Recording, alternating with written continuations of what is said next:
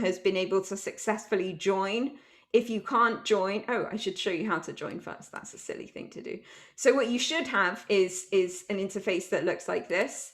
And then you can come down here to the right-hand side, and in actions, it won't tell you you can delete the program. And I'm going to try very hard not to click on it, but you can press join program here. Hopefully you'll be able to do that. If it asks you for a passcode, the passcode is "Women Make the World Go Round" with capital letters at the start of each word. On this dashboard, thanks to the wonder that is Julia, we have a bunch of really useful information about how today is going to run and what we're going to try and do. You can refer to this later on, but also all of this will be saved, so you can keep coming back to this if you choose to keep on your Wikipedia editing journey, or if you want to use it in any of your own teaching. I should just say, me and Mariam put together a video that goes through all of this editing stuff that we're talking about. And so if you can't watch everything today, or if you want to catch up later on, the video is here and you can watch that, and it will go through all of the training similarly to today. And then there's a few different links. There's what we're going to try and do with the article editing that I'll show you. There's information about how to edit, and then some more sources. We've also tried to put a bunch of really, really useful PDFs, which you can download, you can print, you can use them whenever you want. But I find them really useful as a kind of checklist and a go-to to make sure I'm doing everything okay. Okay, so now how do we edit? The dashboard's nice because it collects us all together. So we have 63 editors who are registered. We've already edited one article, fantastic. And 203 words have been added so far. We're going to increase that today. So if you come along the top, you'll see a tab that says articles. If we press that articles tab, we can see that someone's already diligently working on the page about Amita Das. When you've pressed the articles tab, you should see articles edited, assigned articles, and available articles. We're going to try and press available articles. And down here, you have a long list of physicists, women physicists who have won awards, been made fellows, or are just distinguished, notable people as identified by the American Physical Society, who all have pages, but they're not very, very good pages. So all of these pages are either a stub class, that means it's a really short article. Some of them are actually pretty good. C class is pretty good. This is Wikipedia's rating system. Some of them are start class, so these are preliminary articles that have lots of room for us to improve them today. But there are a whole bunch of different names, so you should not feel any stress to come up with a name. I know that's really hard to do on the spot, but we're just going to work on trying to improve the pages that already exist. So if we want to do that, what you should see on your interface is something here, a button here that doesn't say remove again, but that says assign this article to me. So when you've chosen the person you want to write about, you're going to assign that article to yourself, and then it will pop up in your assigned articles section, and no one else should try and edit simultaneously during the workshop. So we should be able to assign ourselves an article and then keep it as our own article. I'm just going to choose one at random. Let's see. Sorry, Jess, I only just edited you as an editor. You might have to refresh. So that that's okay. I was just going to show how to edit a page. Thanks. See, now you can press select. So when you press select, that means you can edit directly. So let us go to one that needs a lot of work. So let's go to Carol's Wikipedia page. Oh man, there's so much we can do. We can tidy this up so much. So now we've landed on Carol's Wikipedia page. If you'd selected this as your own, you'd have pressed, remember, select to put that into your section to edit. So we're going to take this big bold move now of pressing edit. Terrifying. And what we come to is this visual interface for editing Wikipedia. Julia is more content in the source editor. You may have landed in the source editor, in which case you need to press this pen on the right-hand side of your screen and switch between source editor and visual editor.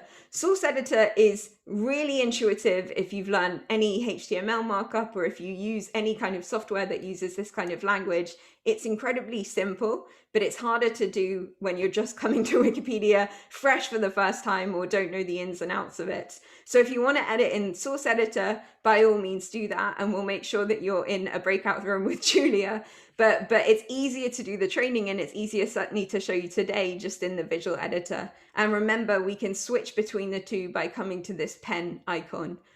If anyone has any issues with that, please raise it to us in the chats, just because I know that some people have difficulty switching because of some weird settings on their browser, but we can fix that.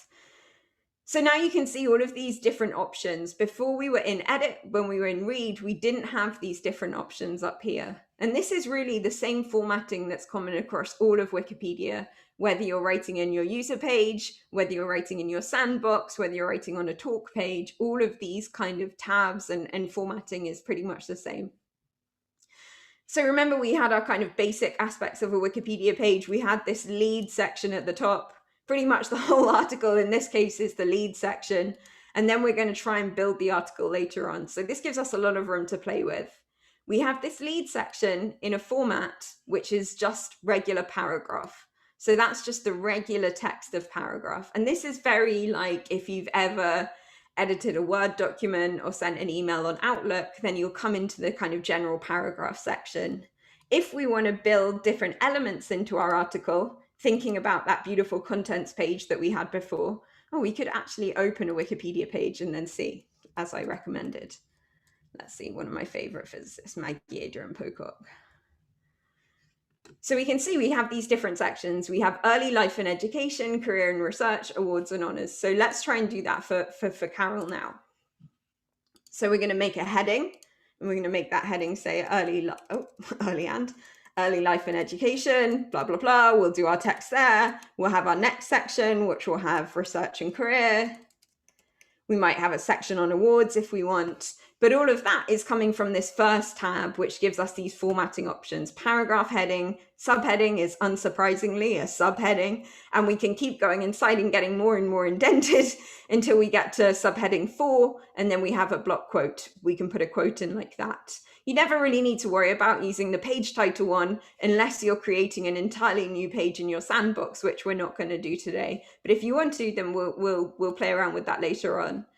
So once we've put in our different sections, that means when we press publish, which I'm not going to do because I have made a mess on Wikipedia, that means when we press publish, our content section will get generated automatically. So if you put things in the appropriate formatting here, then you'll automatically generate a beautiful contents box.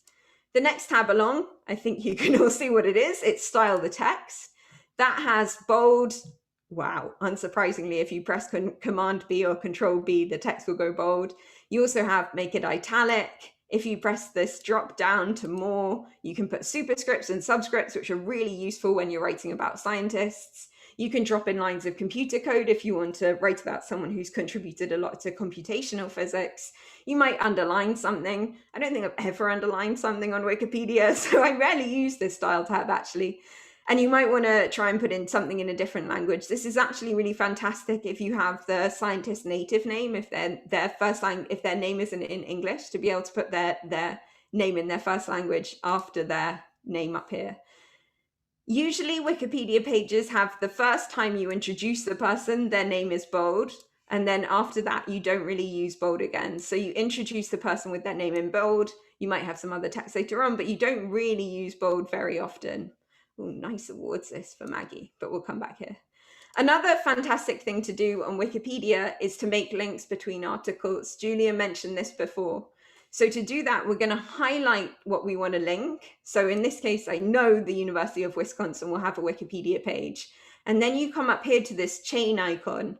You can also press Command K or Control K, whatever interface that you're using. And that's going to try and find that page on Wikipedia. So it's saying, oh, look, there is a page about the University of Wisconsin. There's even a specific page about the University of Milwaukee. And that's great because not everyone will land on a Wikipedia page by just directly searching for University of Wisconsin at Milwaukee or directly searching for applied physics. They'll get there because they're hopping about between different Wikipedia pages because they're following this beautiful journey you go on when you start clicking blue links and end up at philosophy. I think all pages end at philosophy.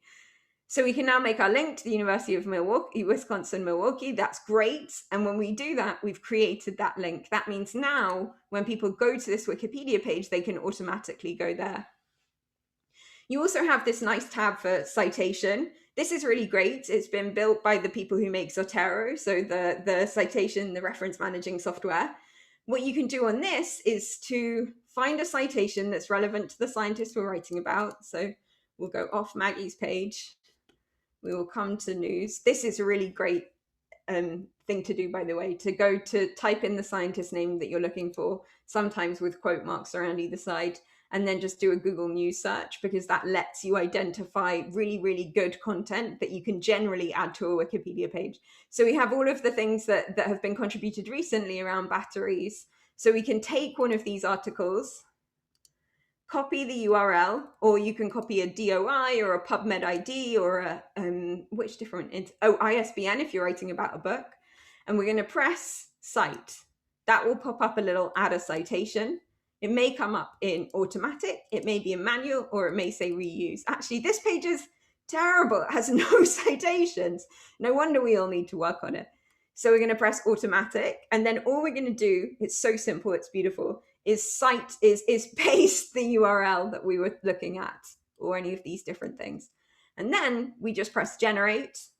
We let Zotero do its magic, and a few moments later, the citation comes up. Now we can press insert, and that will insert an inline citation to our article, and it will also add it to the bottom. It will add it to that references section at the end.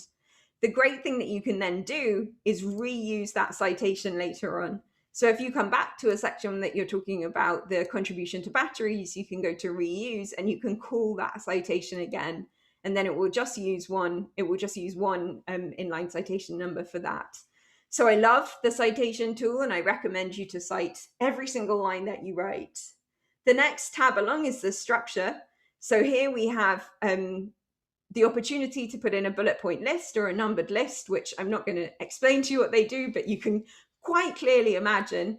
But I think it's quite nice when you have, a page like Maggie's page, where people have won a huge bunch of awards, to have this separated into a bullet point list. So to put bullet point lists for that, you might have it for select publications to use lists in that aspect. The next tab along is insert. And this is where you can insert any images that are available on Wiki Commons. You can insert a template. This is how we get those great info boxes. Or you can insert different things. Maybe you need to put in a chemical formula. Maybe you wanted to put in some section of maths. Maybe you want to add a graph. I've never added a graph either. But all of these different templates come up on all of these different aspects you get to by pressing insert. So if we press insert template, then you can see it says add a template. And the template that I use most often, or that will be most useful for today, is info box scientists. And that generates that nice info box on the side of the page for a scientist. That means that it has all of the different sections we might need to write about a scientist. And then we just choose all of these different aspects that we're going to fill. So we can put their name. We might have that, hopefully, if we're writing about them. If we found an image on Wiki Commons, we can put a link to the image. If we've got their birthday, awesome, we can add that. You can go through this list and find ones out. Ones that are really good to add for scientists are their thesis title, URL, and year. You can usually find that. Maybe their notable students or their doctoral advisor. Certainly awards or any kind of honors that they've won. Which other ones do I really like? I really like adding their previous university, so their alma mater, and their workplaces, so places that they've worked. And we can put in as much information as we can into this info box. And when we press insert, it will generate a beautiful box that looks like this. It will create that automatically. So we can do that in this template here. And then I think that's pretty much it for things that you want to try and do on this edit tab. This is symbol. Unsurprisingly, that's a bunch of symbols. Maybe you need to add some symbols. I don't know. Again, this is one that I rarely use. And then when you've finished, when you've made all your changes, all of your bandit attacking of Wikipedia, we press publish. And when you press publish, a little box will come up and say, please tell us what you've done. And here you write, I've added an info box. I've added a section on her research. I've added contents to the awards section. I've brought the page up to date. You give a kind of brief top level summary for other Wikipedia editors to see what you've contributed. You can also press this button that says watch this page, and that means that this page will then go into your list of pages to watch. So if you have written about a particular scientist and you want to see whether the edits stick or whether you need to change something later on, then watching it is a really, really nice idea. I'm not going to publish these changes because I've been too much of a bandit. But just more on things that we can do just now when we're finding our feet is to really introduce yourself on your user page, or to edit things in your sandbox and write in your sandbox. Saying, do you actually want to leave, Jess? So you can do everything in your sandbox. You can create pages, you can paste content from other sections. We can rework text so that we avoid trying to plagiarize other people's work. This is a really great place to do that. Your sandbox should look a little bit like this. It will have your username and then a dash and then sandbox. If you want to edit it, it's exactly the same interface as editing on the main space. But what we want to do is edit below this line, and then we can just build a page up. So all of those different formatting options I showed you before are exactly the same here. The only difference is if I publish my changes here, they're not going directly to Wikipedia. They're just going to my user area. So that's okay. You can make mistakes. You can copy text from different places. No one's going to get angry. This is really entirely your area. So if you feel more comfortable editing in here, by all means do that. And actually you'll see when you select an article, so if I select Carol's article to be assigned to me, I can either draft it in a sandbox, that will create a sandbox page for me about it, or I can go directly to the article. So you have those two options to do. So I think, unless there's any massive things that I've missed out, Julia, I think that's probably enough to go through now before we go into the breakout rooms. Do you agree? Yeah, that sounds great. Okay. Absolutely. Thank you so much, Jess. This was such a tour de force. I think there were also